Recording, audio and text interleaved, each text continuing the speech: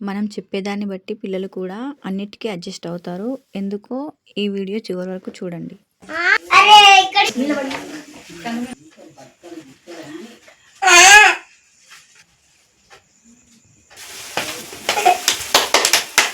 చెప్పండి happy birthday to you Kanya. వరండి happy birthday అన్న చెప్పు.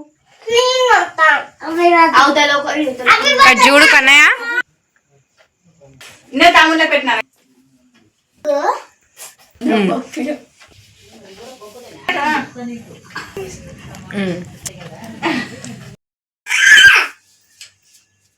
ఫోజిస్తూ ఒక రీల్ అయితే చేశాడు.